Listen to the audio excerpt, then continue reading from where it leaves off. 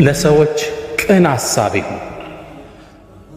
ደግነት ለራስ መጥፎነት በራስ ላይ። ሕይወት በኢማን ጥንካሬ ካሉን ማታልፋት መከራ ነች።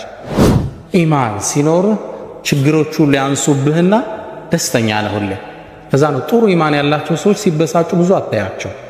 ከልኩ ያለ ዱንያ አይደለች እንዴ? ላ አይሸ ኢላ አይሹል አኺራ። በሕይወት ላይ ትልቁ ስተት በሁሉም ዘንድ ትክክለኛ ሆኖ ለመታየት የምናደርገው አጉል ሙከራ። ሁሉም ሊወዳህ አይችልም። ሁሉንም ማስደሰታችን። ሰው የተለያየ ራዕይ አለ። ስለዚህ በየሄድንበት እንደ ውሃ ቅርጻችን መለወጥ የለብንም። የወንድምህ ጉዳት ያንተ ጉዳት ነው። የእህትሽ ውድቀት ያንቺ ውድቀት ነው። አንድ አካል። ለመጠፋፋት ማሰብ የለብንም። አብረን ነው የምንወድቀው። ስራ ለመስራትን በጣም ራቁት። ከማንም ስር ጥገኛት ሰርተን ራሳችን ለማብቃት ከዛም አልፈን ሌላውን ለመርዳት የራስን የላይፍ የሥራ ሲስተም ፈጥረ ራስክን የምትችል ራስክን የምታስከብር። ስራ ክብር፣ ራስን መቻል ኩራት። ሕይወትን ስንኖር ብንከተላቸው ስኬትን የሚሰጡን የሕይወትን ጥፍጥና በደንብ እንድናጣጥም ያደርጉልንን 5-6 ምክሮችን አጋራችኋለሁ። አስአሉላህ ተውፊቅ ወልኽላስ ወሰዳድ ወሰዋብ። አንደኛው ያለ ዓላማ አትኑር። አንድ አባት ተጠየቁ፣ በሕይወት ውስጥ ትልቁ ሸክም ምንድነው ተባሉ። አባት ሲመልሱ ምን አሉ? ምንም ነገር አለመሸከም አሉ። ኃላፊነት ሳትሸከም ሚና ሳይኖር ሕይወትን መግፋት ትልቁ ሸክም። ሕይወት ውስጥ ግብ ይኖራል። አሳክተነው የምናልፍ አንድ ነገር ይኖራል። ታሪክ ስናገላብጥ የምንታወስ አንድ ሰው ነው። ወኩን ረጁለን ኢናተው ባዕደሁ የቁሉነ መራ ወሃዘ ልአፈሩ። ሰው ሁን፣ ሰዎች ካንተ በኋላ ሲመጣ መረ ይሄው በዚህ አልፏል የሚሉት ሰው ሁን። ወሃዘ ልአፈሩ ፋናው ይሄ አይደል እንዴ? አቋቁሞት የሄደው ኢንስቲትዩሽን፣ ገንብቶት የሄደው መስጂድ፣ ያስመረቀው መርከዝ ፋና ምድር ላይ ይታይ። ዝም ብለህ እንዳታልፍ። ትናንት አብደላ ወንድሜ ሲናገር ነጃሽን ከመሰረቱት ሰዎች ውስጥ ረሒመሁላህ ያለው አንድ ግለሰብ አለ። ሰው ያልፋል ማለት አሻራ ሊኖረን ይገባል። መሬት ነው። ቅድም ስለ ሱሃይብ ብን ሩሚ ዶክተር መሐመድ ነግሮናል። ግማሹን ታሪክ ነው የነገረ። ቁርአኑ ግን ተያይዞ የመጣ ሙሉ ታሪክ አለ። አላህ ሱረቱል በቀራ ላይ አያይዞ የጠቀሰው 2 ታሪኮች አሉ። ታሪኮቹን ልንገራችሁ፣ ለራሳችሁ የትኛው ቦታ እንደምትመደቡ ምረጡ። አንደኛው ግለሰብ በነቢዩ ሰለላሁ ዐለይሂ ወሰለም ዘመን ወደ መዲና ገባ። ረሱል የታሉ አለ። መስጂድ ነው። ወደ ረሱል ሰለላሁ ዐለይሂ ወሰለም መጣ። መስጂድ እንደገባም ለነቢዩ መሐመድ ሰለላሁ ዐለይሂ ወሰለም ሰላዋት እያወረደ ኢንሻአላህ እንደገባም የአላህ መልእክተኛ እኔ በአላህ አምናለሁ፣ በእርሶም አምኛለሁ፣ ውስጤ ውስጥ ያለን ኢማን አላህ ያቅብኛል ብሎ ተናገረ።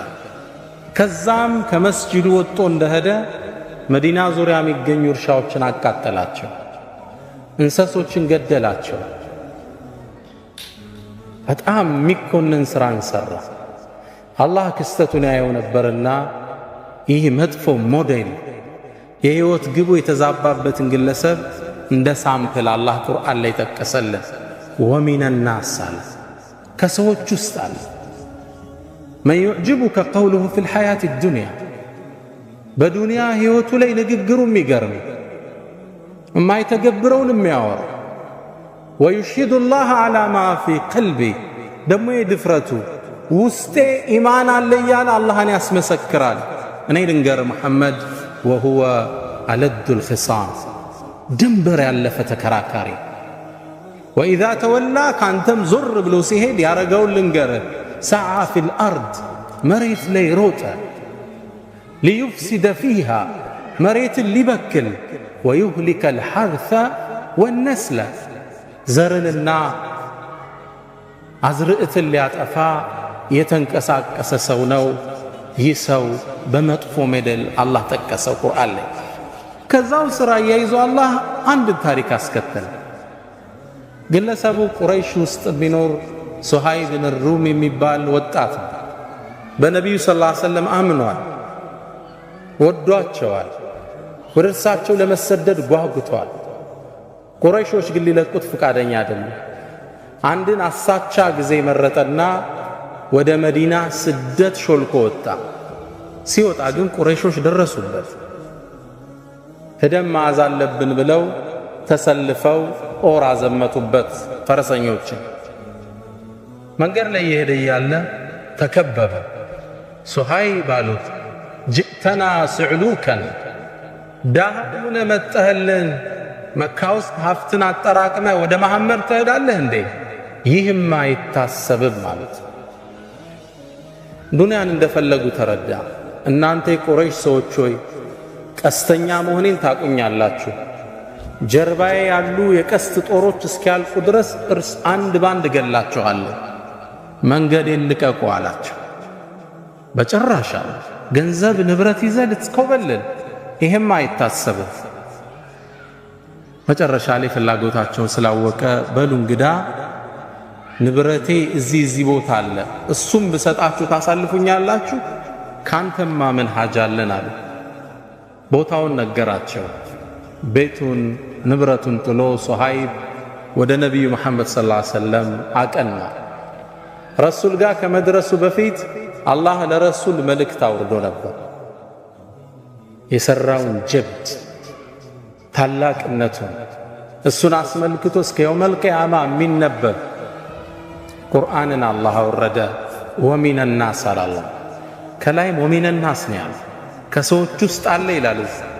ታችም ወረደና ወሚነ ናስ አንተ መሐመድ ከሰዎች ውስጥ አለ መን የሽሪ ነፍሰሁ ኢብቲጋአ መርዳቲላህ፣ የአላህን ውዴታ ለማግኘት ነፍሱን የሚሸጥ። አንቀጹን አላህ ሲጨርሰው ምናል? ወላሁ ረኡፉን ብልዒባድ። አንቀጽ አቆጫጩ ጥልቅ ነው በተፍሲር ትንታኔ። አላህም ለባሮች እጅግ ርኅሩህ ነው በላቸው ይላል። ሁለት ሰዎችን አላህ እያይዞ ቁርአን ላይ ጠቀሰ። ቁርአኑ ስትከፍቱት ሱረቱል በቀራ ላይ ወሚነ ናስ መን የዕጅቡከ ቀውሉሁ ፊል ሐያቲ ዱንያ ይልና ወረድ ብሎ ወሚነ ናስ መን የሽሪ ነፍሰሁ ኢብቲጋአ መርዳቲላህ። ግብ ይፈልጋል ሕይወት። በሕይወት ጉዟችን ላይ የመጀመሪያው ትምህርቴ ግብ ዓላማ ይኖራል። አናሳንሰው። ዓላማ አቅማችንን የመጠነ ችሎታችንን ያማከለ የሆነ ግብ ይኖራል። ለኢስላም የማይሆን ነገር የለም። እብኑ ከሲር አንድን ታሪክ ይጠቅሳሉ። ታሪኩ ይገርመኛል። አንዴ በኸሊፋዎች ዘመን የዛሬ 800 ዓመት አካባቢ መሆኑ ነው። አንድ የአገሪቱ አስተዳዳሪ አንዲት ሴትን መንገድ ላይ በእርሱ ዘበኞች አሳፍሶ ሲያስገባት አንድ ግለሰብ ያለ ከመስጂድ ስወጣ አየሁት ይላል። ይችን ሴት በግዴታ ወስዶ ከተታት። መጥፎ ነገር ሊሰራባት እንደሆነ አውቄያለሁ። ወደ ቤቱ ተጠጋውና እባክህን ይችን ልጅ ልቀቃት ስለው ሊለቅ ፈቃደኛ አይደለም። እንዴት ይችን ልጅ ጥያት እሄዳለሁ? ሴት ልጅ ነች፣ አቅም የላት፣ ሊያበላሿት ነው። ይሄን አይቼ ባልፍ አላህ ይቆጣኛል። መልቀቅ አለብህ ብዬ ተታገልኳቸው። መጨረሻ እኔንም ስበው ከተቱና ጨርቅ አርገው አወጡኝ ይላል። በጣም መቱ፣ ቆሳሰል። ከዛም ለራሴ ምክንያት ሰጠው። እንግዲህ የቻልኩትን ታግያለሁ፣ አልሆነልኝም፣ አደማምተውኛል፣ ወደ ቤቴ እሄዳለሁ። እርምጃ እንደጀመርኩ ልጅቷ አሳዘነች። ስለዚህ ምን ላረግ እችላለሁ? ከመስጂዱ ጣራ ላይ ወጣውና ሌሊት እኮ ነው አዛን አደረግኩ ይላል። የሰላት ሰዓት አደረግ አዛን ሳደርግ ማህበረሰብ ወጣ። እንቅልፋችን አበላሸብን ብለው ተቆጡ፣ መጮህ ጀመሩ። ልክ ሲጮህ አካባቢው ላይ የሚያልፉ ፖሊሶች መጥተው ያዙኝና እንዴት የሰውን እንቅልፍ እንዲታውካለህ? ወደ ኸሊፋው ነው ምን ወስደሃል? ውሰዱኝ። ወሰዱኝ። ለምን ያረክ ብለው ጠየቀኝ። ኸሊፋ ሲለኝ ይሄ ዘመድ ታቀዌል የኛ ሀገር አስተዳደር፣ አዎ እንዲያደርገው የሆነችን ሴት አድኗታል፣ አስለቅቃት ነዋው ስትጣራ ያቺ ሴት ታስራለች። ኸሊፋው እንዲለቀቅ እችን ሴት አደረገ። ያን አስተዳዳሪ ከቦታው አነሳው። ከዛም ኸሊፋው ምን አለኝ አለ፣ በል ከዚህ በኋላ አገሪቱ ላይ በደል ስታይ አዛን በላለኝ። ዓመታት ተላለፉ። ከዓመታት በኋላ አንድ ሰው የአንድን ሰው ንብረት ዘርፎ ታየው። የተከበረ ትልቅ ሀብታም ዘርፎ ታየውና ሄደው ቢጠይቁት ሊሰጥ ፍቃደኛ አይደለም። ሁሉ ሰው ሄደ፣ አልተቻለ። መጨረሻ ላይ ይሄ ሰው ሰማ። ወደዚህ ግለሰብ ሄደና ብሩን ትሰጠዋለህ አትሰጠውም አለ። በጭራሽ አለ። እርግጠኛ ነው? አዎ አለ። እንግዳ አዛን እላለሁ አለ። ግለሰቡ ንብረቱን አወጣና ለሰውየው መለሰለት። የህይወት ግቡ ምንድን ነው? እዚህ ሰው አዛን እያለ በደልን ማስወገድ። አናሳንሰው ህይወትን ግን ትልቅም ነገር ማለት አይደለም። ብቻ አሻራ ይኖራል፣ ትንሽ ሚና ይኖራል በህይወት መንገዳችን ላይ። ዱ ሞስታ ፕላኔራ ብያለሁ በእናንተው ቋንቋ።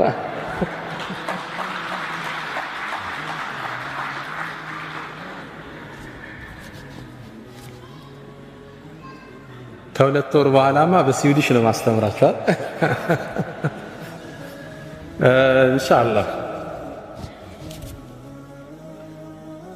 ሁለተኛ በህይወት መንገዳችን የመጀመሪያው ጎል ይኖራል። ሁለተኛ መልካም ስነ ምግባር የልብ መክፈቻ ቁልፍ መሆኑን እንረዳለን። እህቶች፣ ወንድሞች እናንተ የምትኖሩበት ሶሳይቲ ሙስሊም ያልበዛበት ማህበረሰብ፣ ምናልባትም ሙስሊምን በትክክለኛ እስልምናን ማህበረሰብ ውስጥ ትገኛላችሁ። ያ ግለሰብ የሚያውቀው እናንተን እንጂ እስልምናን አይደለም። እስልምና ትዝ ሲለው በስራ አብሮት የሚሰራው መሐመድ ወይም ፋጢማን ነው ያ ግለሰብ የሚያስታውስ። ፋጢማ ጋር ሚስቴክ ካየ ኢስላም ውስጥ ሚስቴክ እንዳለ ያስባል። ስለዚህ እናንተ ቫይስ ጋራንት ኦፍ ኢስላም ናችሁ፣ የኢስላም አምባሳደር ናችሁ። አትጠራጠሩ። ጥሩ ስነ ምግባር ካዩባችሁ ኢስላምን ይወዱታል፣ ያነጻችሁን ዲን ይናፍቁታል። እናንተ ጋር ጋፕ ካዩ ኢስላምን ነው የሚተቹ።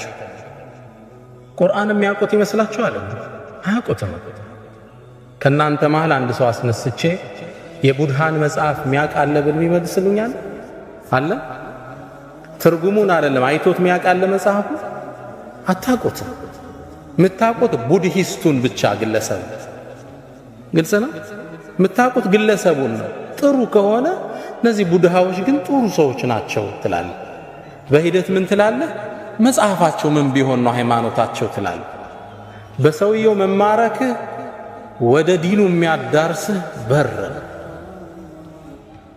እናንተ ፕሮግራም ተሰጥቷችሁ አርፍዳችሁ ስትሄዱ እነዚህ ሙስሊሞች ፕሮግራም አይጠብቁም ነው የሚለው። እምነቱን ነው ባንድ የሚያወግዝ። እናንተ ሀገር መጥቶ ስኮላርሺፕ ስለተማረ እዚሁ አውሮፓ ውስጥ አንድ ሱዳናዊ የጻፋት መጣጥፍ ልቤን ነካችኝ። ግለሰቡ ርዕሱ ላይ ምን ይላል? ሌባ ነኝ እንዴ ይላል ርዕሱ። ሌባ ነኝ እንዴ? ምን ገጥሞት ይሆን? በምኖርበት ትምህርት ቤት ውስጥ ይላል ከትምህርት ቤቱ በሚሰጠን ብር እየወጣን ዕቃ የምንገዛበት አንድ ሱፐር ማርኬት ነበር። እዛ ሱፐር ማርኬት ውስጥ ወጥቼ ዕቃ ገዝቼ እገባለሁ ሁሌ። ከዛ አንዴ ስወጣ ሁሌ የምገዛው አንድ የምግብ አይነት አለ። ሁሌ የምገዛው $20 ነው ያነቃ። ከዛ አንዴ ግን ከጎኑ $25 የሚል ተመሳሳይ ዕቃ አገኘው። ከዛ በጣም ገረመኝና ለሱቁ ባለቤት ምን አልኳት? ይሄ እኮ ተመሳሳይ ዕቃ ነው አልኳት። አዎ አለች። ታዲያ ለምን የተለያየ ዋጋ ሰጠሽው? ዋው መሰጠት አለበት አለች። ለምን? ይሄኛው ድሮ የገዛ ነው፣ አሁን ግን ስናስገባ ዋጋ ጨምሯል። ስለዚህ ድሮ የገባው በ$20 ነው፣ ያሁኑ ደግሞ በ$25 ነው አለች። በእኛ በነጋዴ ቋንቋ አይሄድምና ታዲያ ለምን ዋጋው ስለጨመረ ሁለቱን 25 ማታረጋቸው አልኳት። ሎጂካል ነው አይደል? እሷ ጠጋለችና ወደ ጆሮዬ ሌባነህ እንዲያለች ግለሰቡ ጽሑፉ ሲጨርስ ሌባነኝ እንዴ ይላል ሲጨርስ። የአኽላቅ የሰዎችን ልብ የምንከፍትበት ቁልፍ ነው። እቺ ሰው አሁን ምን አይነት ስብዕና ቢኖራት ነው ትላለህ። 5 ብር መጨመር ትችላለህ። እርግጥም አዲስ የወረደው ምርት 5 ብር ጨምሯል።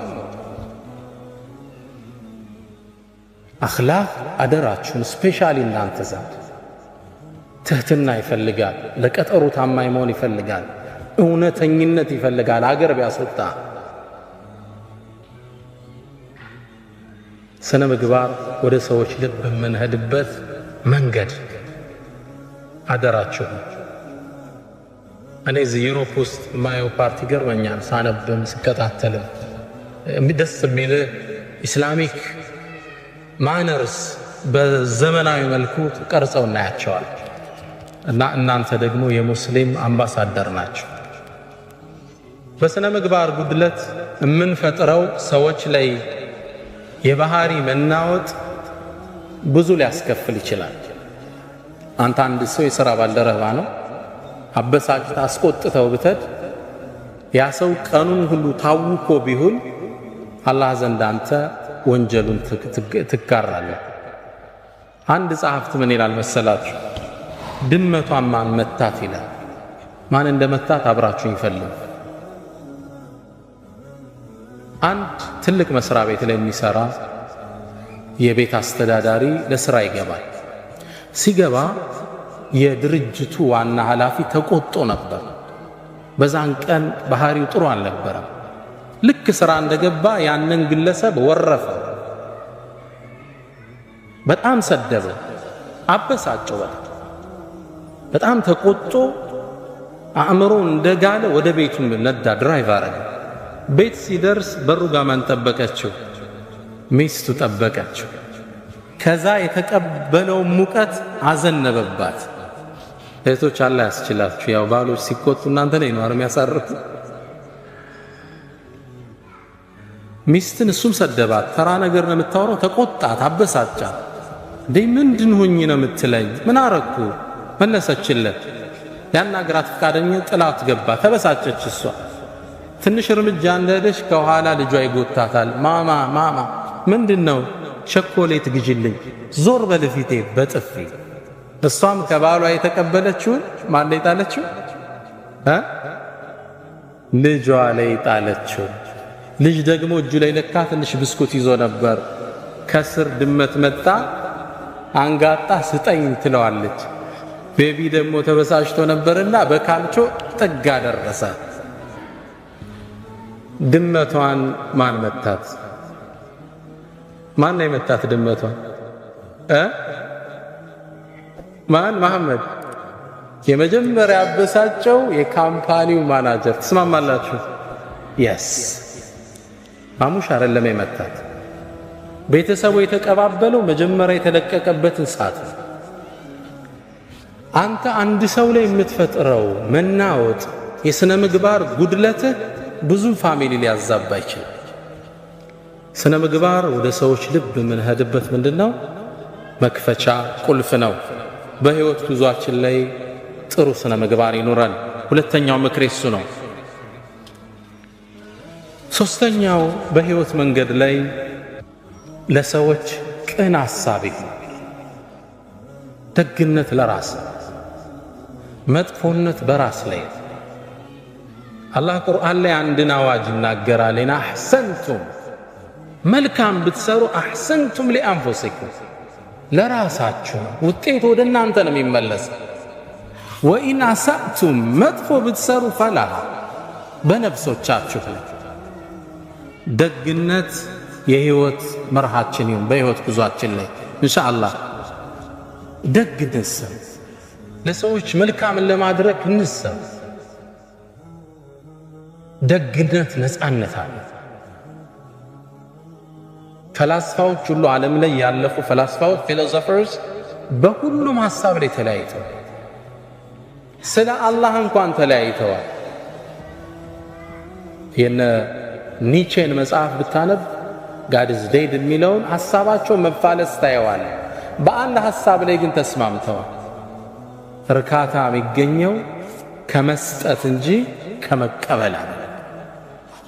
ብዙ ብር ስታገኝ ይመስላል እርካታ የምታገኝ ከመስጠት ነው ሃፒነስ ያለ። ደግ በህይወት ጉዟችን ላይ ደግ ሰው ለሰው ቅን እንሰጥ። የሥራ ቫካንሲ አየህ ስራ ላይ እንትና እኮ ስራ የለውም ደውለህ ጥራው። እህቴ የሆነ ጥሩ ሰው አየሽ እገሌ እኮ ለእንትና እንዲህ ሊሆናት ይችላል። ቅን ማሰብ ለሰው። ለሁለቱም የቁርአን አንቀጾች ሁለት ምሳሌ ልስጣችሁ። አሕሰንቱም ሊአንፉሲኩም ደግነት ለራስ ነው። ዶክተር ራቲብ ነቡልሲ ያወሩት ታሪክ ነው። እርሳቸው ስላወሩት ነው እኔም ታሪኩን ምደግም። አንዴ ይላሉ አንድ የመስጂድ ኢማም ኸጢብ አሰጋጅ ናቸው፣ ትልቅ ዓሊም ናቸው። በህልማቸው አንድ የሚገርማቸውን ህልም አዩ። በህልማቸው ያዩዋቸው ነቢዩ መሐመድን ሰለላሁ ዐለይሂ ወሰለም። አላህ ሁላችንን ይወፍቀን ኢንሻአላህ። ነቢዩ መሐመድ ሰለላሁ ዐለይሂ ወሰለም ሐዲስ ላይ እንደሚሉት መን ረአኒ ፈቀድ ረአኒ ፈኢነ ሸይጣነ ላ የተመሰሉ ቢ፣ እኔን ያየኝ አይቶኛል፣ ሸይጣን በእኔ መመሰል አይችልምና ይላሉ። አላህ እርሳቸውን ከሚያዩት አላህ ያድርጋል። በህልም ይህ የመስጂድ ኢማም አዩአቸው። ነቢዩ መሐመድ ሰለላሁ ዐለይሂ ወሰለም አንድን ኃላፊነት ለግለሰቡ ሰጡት። ከመስጂዱ ጥግ የሚኖር እገሌ ገሌ የሚባል ሰው አለ፣ ሂድና በጠዋት ቤቱ ፈበሽርሁ አነሁ ጃሪ ፊል ጀና፣ ጀነት ውስጥ ጎረቤቴ እንደሆነ ንገረው። ከባድ ብስራት ነው አለ። ኢማሙ ከእንቅልፍ ነቁ። ይህም ብስራት እሳቸውም ዓመታት ያሰገዱት አላገኙት። ስንት ሰው ያስተማሩ የነቢዩ ጓደኝት በጀነት ጓደኛ ማን ይሆን ግለሰቡ? ወደ ቤቱ አቀኑ። ቤቱን ሲያንኳኩት መስጂድ ላይ በርቀት የሚያውቁት አንድ ግለሰብ። በጣም ተገረሙ። እኔ አንድን ነገር ልነግርህ ነው የመጣው አሉት። ምን ብትሰራ ነው? ረሱል ሰለላሁ ዐለይሂ ወሰለም በጀነት ጎረቤታቸው እንደሆንክ እንድነግርህ ላኩኝ። ምን የሰራኸው ኸይር ስራ አላሉት። ግለሰቡ ምን አለ? ምን ኸይር ስራ አለኝ ብላችሁ ነው? ምንም የለኝም በጭራሽ። አንተና አላህ የምታውቁት ትልቅ ምስጢር አለ፣ በአላህ የሆንብህ ንገረኝ አለ። ግለሰቡም ሸህ ያው ሐያ ያዘው። ከጠቀመውት አንዲት ስራ አለችኝ እሷን ላጫውታችሁ ንገረኝ አለ። አንዲት እንግዲህ ሲኖር ለጋብቻ ወሰነና አንዲትን ወጣት ለጋብቻ ጨዋት ይላል። ሳገባት ንጹህ ሴት ናት ብዬ ነው። ነገር ግን ማላቀው ታሪክ ነበራት ልጅቱ። ባገባዋት በ4 ወር ውስጥ ልጅቱ አጋጣሚ እርጉዝ ነች። ያረገዘችው ከሌላ ነው። አላህ ይጠብቃችሁ ኢንሻአላህ። ግን ትዳር መስርታለች።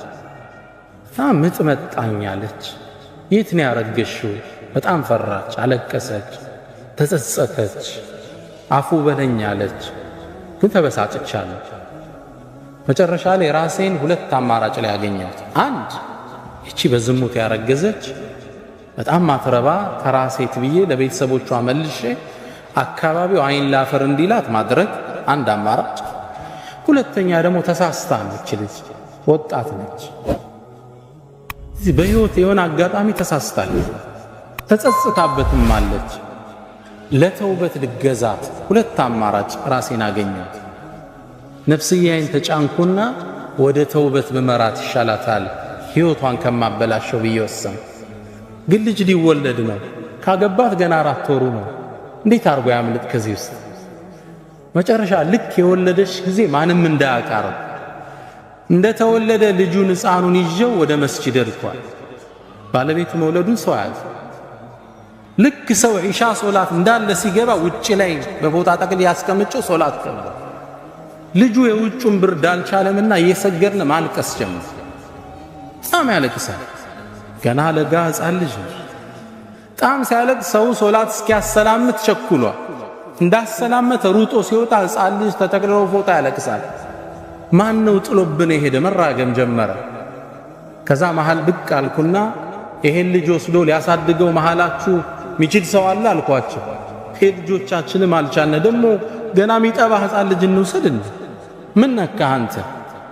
ከዛ ቀበል አደረግኩና ማህበረሰቡ እየሰማኝ እኔ ታውቃላችሁ ባለቤቴ አሁን ያገባዋት ልጅ የለኝም የቤተሰብ ጫና ስለሌለብኝ ይሄን ልጅ ወስጄ አሳድገዋለሁ አላቸው። ግልጽ ነው። ትልቅ ኢማን ይጠይቃል። ከባድ ሕፃኑን ተሸከመና ወደ ቤቱ ይዞት ተመለሰ። የአካባቢው ማህበረሰብ የሚያውቀው ምን ብሎ ነው? ወድቆ የተገኘ ልጅ ያሳደገ ደግ ሰው ብሎ ያውቀዋል። ልጅቱን አስተውብቶ ዳግም አገባት። ይህን ኸይር ሥራውን አላህ ተቀብሏልና በነቢዩ መሐመድ ሰለላሁ ዐለይሂ ወሰለም መልእክቱ እንዲደርሰው አደረገ። ኢን አሕሰንቱም ሊአንፉሲኩም፣ ደግነት ወዳጆች ለራስ ርካታ አለው፣ ቀጣዩም ዓለም ሽልማት አለው። መጥፎነት ደግሞ በራስ ላይ። የሰው ልጅ በሰው ላይ መጥፎ አይሰራም አይምሰላችሁ፣ ራስ ላይ ነው የምትሰራ። የአናጺው የመጨረሻ ቤት የምትባል ታሪክ አለች። እሷን ላጫውታችሁ። ግለሰቡ አናጺ ነው። በርካታ ቤቶችን ሰርቷል። በተለይ ደግሞ ዓመታት አብሯቸው የሰራቸው አንድ ትልቅ ባለሀብት የሪል ስቴት ባለቤት አለ። ግለሰቡ ብዙ ቤት እንዲሰራላቸው አድርገውታል። እሱ ነው ጣውላዎቹን፣ ወለሎቹን የሚያነጥፈው፣ ፐርኬውን፣ ጣራውን ሁሉንም የሚሰራ እሱ ነው። ኪችኑን ሁሉ የሚሰራ እሱ ነው። በርካታ ቤት ሰራላቸው። ታዲያ አንዴ ስራ በጣም ስለሰለቸው መልቀቂያ ወረቀት ወደ ድርጅቱ አስገባ።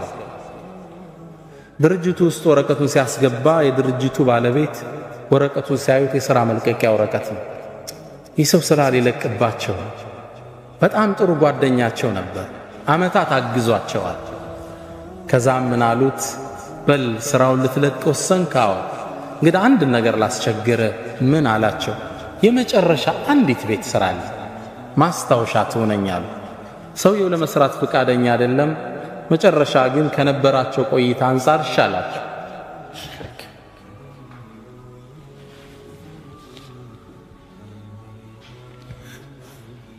ቤቱን ለመስራት ወሰነ። ለመስራት ግን ፍላጎት አልነበረው። መጨረሻ ላይ ቤቱን ከመስራቱ በፊት ዕቃዎቹ ቀረቡለት። ይህን ስራ በጥራት ብሰራው አይሸልም፣ ባልሰራውም ስራ እየለቀፍኩ ነው፣ ምን ገደደኝ ብሎ ወሰነ። ከዛም ቤቱን እንደ ነገሩ የመጨረሻ ቤት ስለሆነ ጠገንገን አድርጎ በማይረባ ዕቃ ጥራት በሌለው አሰራር ቤቱን ሰራው። ይግለሰብ አይደለም ቤት ኪችን መሆን የማይችል ቤት ሰርቶ ለሰውየው ቁልፉን ወሰደላቸው። ሰውየው ደግሞ ቁልፉን እንደተቀበሉ ወዳጄ ወይ አሉት ዙረው፣ ይህም ቤት ስራልኝ ያልኩ ለእኔ አልነበረ፣ ዓመታት ከኔ ጋር ሰርተሃል፣ ለአንተ ማስታወሻ እንዲሆን እፈልጋለሁ። ወኢን አሳእቱም ፈለሃ፣ ይህ ቋሚ ሕግ ነው እንዳትጠራጠሩ። ደግነት ለራስ ደግ ነው። ደግ ከመሆን የሰው ልጅ ምን ይከስፋል? በሐሳብ ቅን ደግ ለሰዎች፣ መጥፎ ዙሮ ይጠልፋል፣ አትጠራጠር። አንድ ግለሰብ ባለቤቱ ጋር ልግባባ ይላል በወሬ። አጋጣሚ ተቆጥቶ የሆነ ነገር አደረግኩ ሲል ማይሆን ቦታ ይመታትና ትወድቅበታለች። ስትወድቅበት ትንሽ አያት፣ ትንፋሿ ቀጣል፣ ሞተችበት። ደነገጠ። ምን ያድርግ? ገደልኳት ቢል ዕዳ ነው፣ ለወሬም አይመችም። ምን ያድርግ? አንድ ጓደኛ አለው፣ ደግ ያልሆነ ጓደኛ። ባለቤቴን እኮ ሳላቅ እንዲያርጊ ስመታት ገደልኳት፣ ምን ላድርጋል? እንግዲህ አጋጣሚ ወድቃ ሞተች ብለ እንዲያደርግ መፍትሄ ብዙ አለ አይደል? ሸረኛ ነበርና መጥፎት መውጫ ነገር አይምታረገውን አንድ አቋራጭ መንገድ ልስጥ አለው። አንድ ወጣት ቆንጆ ወጣት ሲያልፍ ያዘውና እሱን ገደለውና ላይዋ ላይ ጣለ። ከዛም ዚና ስትሰራ አገኘዋት ተበሳጨች ሁለቱንም ገደልኩ ብትል ይሻላል። ግለሰቡ መውጫ መሰለውና አው አሻራዬም ይኖር ይሆናል እሷ ላይ መመርመሩ ስለማይቀር እንደገደልኩ ይታወቃል። አሁን የሰጣኝ መውጫ ቆንጆ መውጫ ነው አለ። በሩጋ ሆኖ ይጠብቃል። አንድ ለግላጋ ቆንጆ ወጣት አለፈ። ወደ ቤት ጋበዘው። ልክ እንደገባ የሚስቱን ጽዋ ቀመሰ። ወጣቱን ላዩ ላይ ጣለ። ቤተሰቡን ጠራና ይሄው ጉድ ሰራች፣ ጉድ ሰራዋታል። ይህ ታሪክ በዚህ ተቋጨ። ያ አስተያየት የሰጠው ጓደኛው በዛ ምሽት ቆዝሞ አመሸ። ሰዓቱን በየደቂቃው ይመለከታል። ረዘመበት። ለካስ የሚጠብቀው አንድ ወጣት ልጅ አለ። ዛሬ ልጅ ምን ነክቶታል? ሰዓቱን ተደጋግሞ ይመለከታል። ጠበቀው፣ አልመጣም። ልጅ ይህ ሰው እንቅልፍ ሳያገኝ አደረ። ጠዋት ወሬ ሲያጣራ የተገደለው ልጅ ማን ነበር? የራሱ ልጅ ነበር። ወኢን አሳእቱም ፈላ። በህይወት ጉዟችን ላይ ሶስተኛው ምክሬ ደግና ቅን እንሁን። ለሰዎች ለውጥ እንሰማ። ለእህትሽ እድገት ሐሳብ ይሁን። ማንን ይጎዳል ደግነት? ማንስ ነው ደጉ ነው የጠፋው? ደግነት ዋጋው ወደ ራስ ይመለሳል። በህይወት ጉዞህ ላይ ሌላው አራተኛው ምክሬ ሁሌም ተሐድሶ ያስፈልጋል። ሁሉም የህይወት ክፍሎችህን ሁሌም ልታንጻቸው ይገባል። የሰው ልጅ አራት ነገሮች እንዳሉት ይታመናል። አእምሮ፣ መንፈሱ፣ አካሉና ስሜቱ። ማይንድ፣ ቦዲ፣ ኢሞሽን እና ስፒሪት ይሉታል። አራት ነገሮች አሉ። እነዚህ በህይወት ጉዞህ ላይ ሁሌም እድሳት ያስፈልጋቸዋል።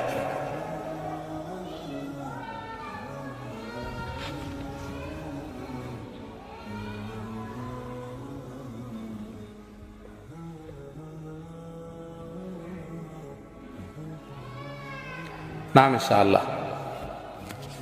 ስንት የሰውነትን ክፍል ጠራ? አንደኛ ቦዲ አለ። ሁለተኛ እህቶች ምን አለ? አእምሮ አለ። ሁለተኛ። ሶስተኛ ምን አለ? ስሜት አለ፣ ኢሞሽን አለ። አራተኛ ዋናውን ረሳችሁ፣ ስፒሪት መንፈስ አለ። የሰው ልጅ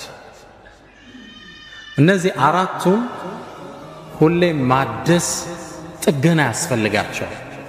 ባላንስድ ላይፍ ምንለዋለን። እነዚህ ማሟላት አለ። አእምሮ በንባብ መልካምን ነገር በማዳመጥ ሐላል የሆኑ ፊልሞችን ቢሆን በመመልከት አእምሮ ይፋፋል፣ ይዳብራል። ግልጽ ነው። አካል ፊዚካል ኤክሰርሳይዝ በመስራት ባላንስድ ኤክሰርሳይዝ ይሉታል። የተመጣጠነ ስፖርት ማለት ነው። ብዙ ጊዜኛ ስፖርት በትክክል አንሰራማል። ነሸጥ ሲለን ጅም ነዳለን፣ ከዛ ወር እናቆመዋለን። ይሄ የበለጠ ያወፍራቸዋል። ጥንቃቄ ይወሰዱበት። እኔ እየሰራው ኮን ስፖርት መወፈር የሚል ሰው ይገጥማቸዋል። ባላንስድ አይደለም። ትለጥጠውና ምግብ ይገባል መልሰህ። ለዛ ነው ስፖርት በሳይንስ ደረጃ የሚታወቀው በሳምንት 3 ቀን ለ1 ሰዓት ያህል ግልጽ ነው። አሊያም 5 ቀን ለ20 ደቂቃ ያህል። ፎርሙላው ግልጽ ነው። 5 ቀን ለ20 ደቂቃ ያህል ዱብ ዱብ ዘልዝል ሮጥ ሮጥ ያስፈልገን። አተነፋፈስ ይስተካከላል፣ የሰውነት ሸፕ ይስተካከላል፣ ጥንካሬ አብሮ ይወለዳል። አካል መጀመሪያ በስፖርት፣ ሁለተኛ ዳይቲንግ አመጋገባ ግልጽ ነው። አመጋገብ የተመጠነ አመጋገብ። ከምግብ በፊት 30 ደቂቃ በፊት ውሃ መጠጣት። ውሃ አንዳንዴ እየበላን መጠጣት በሳይንሱ አይመከርም። ከምግብ በፊት 30 ደቂቃ በፊት ውሃ መጠጣት። ውሃ ደግሞ ከምግብ በኋላ እንጠጣ ካለ 30 ደቂቃ ቆይተን መጠጣት አለ። ግልጽ ነው። ፍሩት ብዙ ጊዜ ልመዱ ተብሏል። አሁን ተቆራርጦ አብሮ ይቀርብልናል። የፍሩት አመጋገባችን መስተካከል አለበት። ፍሩትስ ከምግብ በፊት 30 ደቂቃ ወይ 1 ሰዓት በፊት ነው መበላት ያለባቸው፣ አሊያም በኋላ። ብዙ ጊዜ ምንድነው የሚሆነው? ቀይ ወጡ አልጫውን እንበላና ከጎን ደግሞ ሙዝ ብርቱካን ይቀርባል። ከላይ ከበላው ትኩስ ነገር ነው የገባው፣ ሙዙ ብርቱካኑን ያፈላው፣ ጥቅም የለው። ሆዴን ነፋኝ ትላለህ አርበልተ። ሳይንቲፊክ ሪሰርች ነው የምነግራችሁ። ፍሩትስ ብቻቸው መበላት አለባቸው። ቀድመው ይበላሉ፣ ጨጓራ ላይ ተነጥፈው ይቆያሉ፣ ቦታ ቦታ ይዘው። እዛ ላይ ሌላ ምግብ ሲጨመር ለጤንነት ጥሩ ነውና። ሁለተኛው ምናድሰው የመጀመሪያው ምንድነው? አካል የስፖርት አንድ፣ ሁለተኛ አመጋገብ፣ ሶስተኛ ስትሬስ ማኔጅመንት ይሉታል ዶክተር ስቴቨን ኮቬይ 7 Habits of Highly Effective People የሚል መጽሐፍ አላቸውና እዛ ላይ ሶስተኛው ስትሬስ ማኔጅመንት። ህይወት ያው በጭንቀት ማዕበል ትናጣለች። ሁሌም ከሐሳብ አባርተን አናቅም። ትዳር ያሳስበሃል፣ ስራ ያሳስበሃል፣ የወላጆች ጉዳይ ያሳስበሃል፣ ዳዕዋው ያሳስበሃል፣ የዓለም ሁኔታ ያሳስበሃል። ከስትሬስ ውስጥ አለን፣ ጭንቀት ውስጥ። ይሄ ማኔጅ ማድረግ አለብን። ህይወት ሁሉም ቤት አሳይመንት አለው አይምሰላችሁ። አእምሮ አሸብርቆ ብታዩት ግን ውስጡ የሚያስጨንቀው አጀንዳ አለ፣ አትጠራጠሩ። ስለዚህ ጭንቀት ሲመጣ ማኔጅ ማድረግ አለብን። ዱንያ ኃላፊ ነች፣ ከልኩ አያልፍም። ሁሉም ነገር ለኸይር ነው። ራስክን እየጠገንክ አካልህን መጠበቅ ወሳኝ ፓርት ነው። በህይወት ጉዞ ላይ አራቱን ጠብቃቸው። አንደኛ ምን አለ? አሁን ያነሳነው አካል፣ በአመጋገብ፣ በስፖርት፣ ጭንቀትን በመቆጣጠር። ሁለተኛ ስፕሪት። ለዚህማ ሙእሚኖች መንፈስ ጥገና ያስፈልገዋል። ዚክሮች ያስፈልጉናል። ቁርአን ዊርድ ያስፈልገናል። አላህ ይወፍቀን። ረመዳን ላይ ከቁርአን ጋር የተፋታን ሰዎች እንበዛለን አይደል? አሁን አለ እንደ ከዛ በኋላ ያነሳ ኪታብ አይመስለኝም። ቋሚ ይዞ ቢያንስ 1 ፔጅ በቀን ሚላለ ማለት አላህ ያዘነለት ካለ ደስተኛ ነው። ቋሚ የሆነ የመንፈስ ግንባታ ይፈልጋል።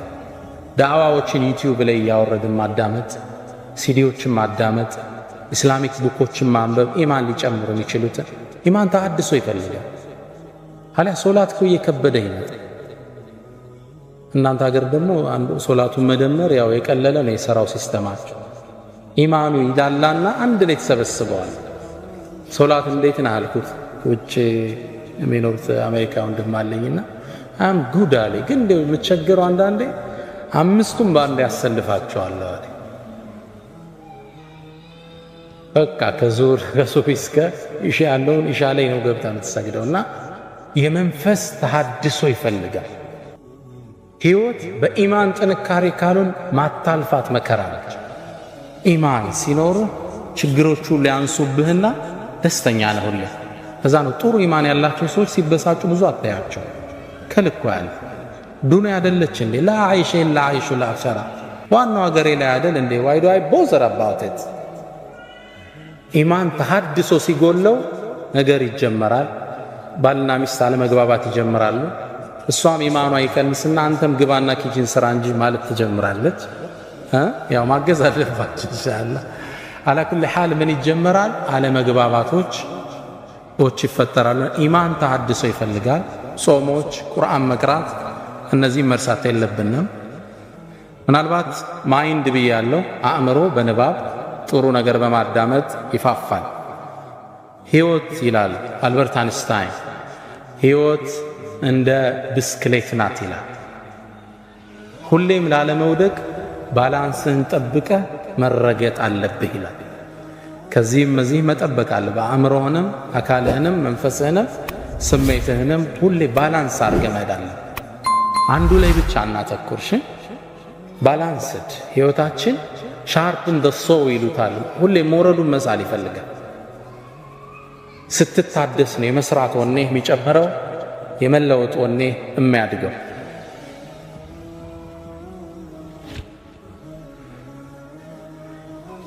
አምስተኛው ነጥብ በህይወት መንገድ ላይ ነጥቦችን የያዛችሁ ነው።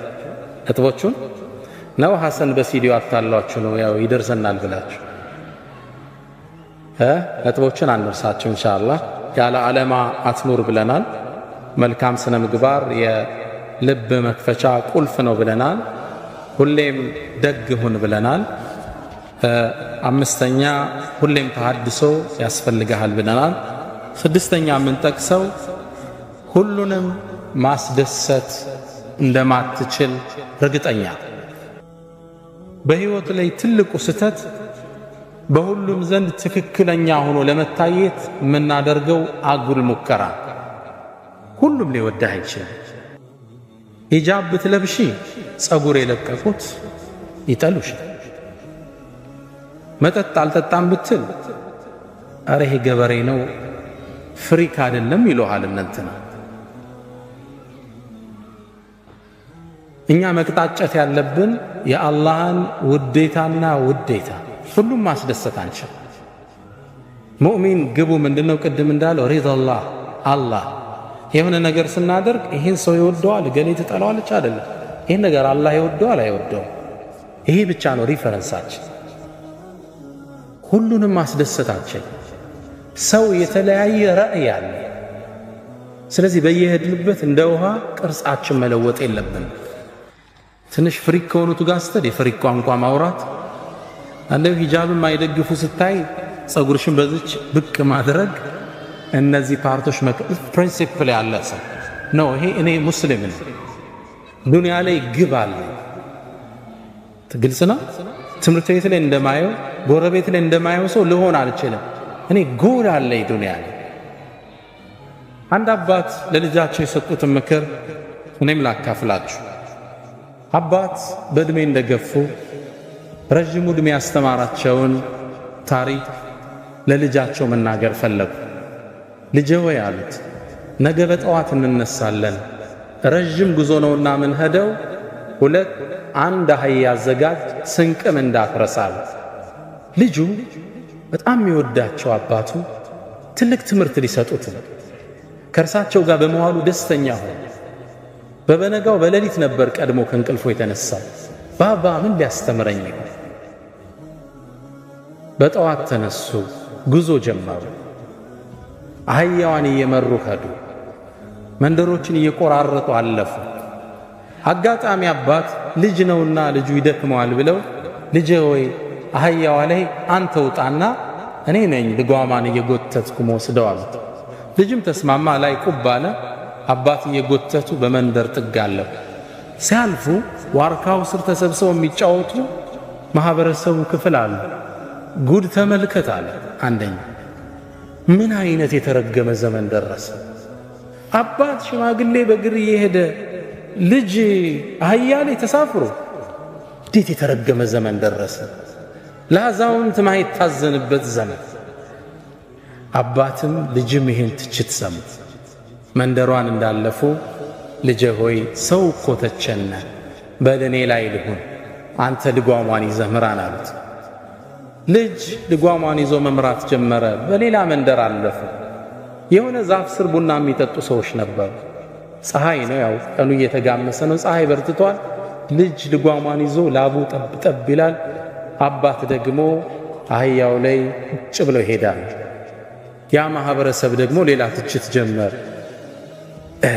እዝነት የሌለበት ዘመን አለ። አሁን ይሄ አንድ ፍሬ ልጅ በእግሩ በፀሐዩ ሲደክም እርሱ ላይ ቁጭ ብሎ ይሄዳል። የአባት አንጀት የሌላቸው አለ። ገልጽና አባትም ልጅም ይሄን ትችት ሰማ። ልጄ ወይ ሰማህ እንዴ? አዎ። ታዲያ ምን እናድርግ? በቃ ባባ አብረን እንውጣ አባት አለ። ተስማማ። በዚህ ቃል ነው ያላቸው። አባትም ልጅም አህያዋ ላይ ተሳፈሩ፣ ጉዞ ጀመሩ። በሶስተኛው ሀገር ላይ አለፉ። መንደር ላይ ሲያልፉ አሁንም ዋርካው ስር ቡና የሚጠጡ ሰዎች አሉ። አይ ጉድ አለ አንደኛው ተነሳ። እንዲሁ ለዝች ለማትናገረው እንስሳ ማይታዘንበት ዘመን ሁለት ሰው ይወጣባታል።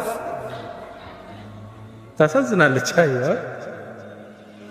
እንደው ይህች እንስሳ አላህ የፈጠራት እንስሳ እንደው መከራዋን ለሁለት። ትንሽ እንዳለፉ ልጄ ሰማህ እንዴ ትችታቸው? አዎ። ምን እናድርግ? በቃ በእግራችን እሷም ትሄድ እኛም እንሄድ አላቸው። ሁለቱ ከፊት ለፊቱ ነው መንገድ ያቆራረጡ በአንድ መንገድ ጥጋለፉ ፀሐዩ በርትቷል አህያዋ ከኋላ ሁለቱ ከፊት ልጓማን እየመሩ አራተኛው ማህበረሰብ ደግሞ የራሱ አስተያየት ነበር እንዴት አይነት ጅሎች ናቸው አንዱ ተነስቶ አላህ እንስሳን የፈጠረው ልታገለግል አይደል እንዴ እሷ በግር እነሱ በግር ምን አይነት ደንቆሮች ናቸው አባት አሁን ማስተማር የፈለጉት ትምህርት ተቋጨ ዋርካው ስር ቁጭ ብለው ምግባቸውን ከፈቱና ልጃቸውን ያጎረሱ ልጄ ሆይ የሰውን አስተሳሰብ ልታረከው አትችልም የአላህን አስተሳሰብ ብቻ የአላህን ውዴታ ብቻ ፈልጋት رضا الناس غاية لا تدرك የሰዎች ውዴታ ማይደረስበት ጥግ ግልጽ ነው መክታጨት ያለብን ይሄን ነገር አላህ ይወደዋል ሪፈረንስ ፖይንታችን ይሄ ከወደደው ታረጋዋለህ that's your goal in life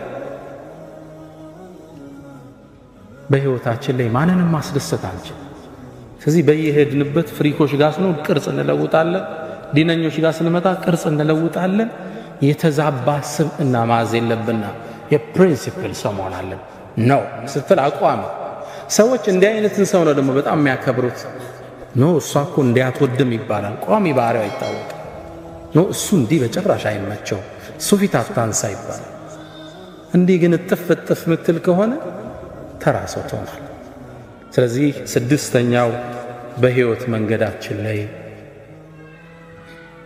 የሰዎችን ውዴታ ትተን የአላህን ውዴታ እንቅጣጭ ግባችን አላህ ይሁን ዱንያ አጭር ነች አይደል ወንድሞች ስንት ዓመት ከፍተኛ 50 60 ሾርት ቱ ሾርት ምናልባት አብዛኞቻችን እስካሁን የኖርነውን ያህል ላይቀረን ይችላል አብዛኞቻችን ከኖርነው ሩቡን ነው ከዘውዲያ ምን ጨመረው ምናልባት it's too short ቅርጽህን መለወጥ የለበት ፕሪንሲፕል ዋይዝ መሆን ዓላማ ያለህ ጎልህ አላህን ነው ወደሱ መቅጣጨት ምናልባት እንደ መጨረሻ አንድ አካል መሆናችንን አንርሳ የትናንቱን ትምህርት ለማጠናከር ነው ነብዩ መሐመድ ሰለላሁ ዐለይሂ ወሰለም مثل المؤمنين في تواديهم وتراحمهم وتعاطفهم የሙእሚኖች እኮ እርስ በርስ መዋደድ አንዱ ለአንዱ የሚያሳየው ዘኔታ አንዱ ለአንዱ የሚያሳየው የስሜት ዝንባሌ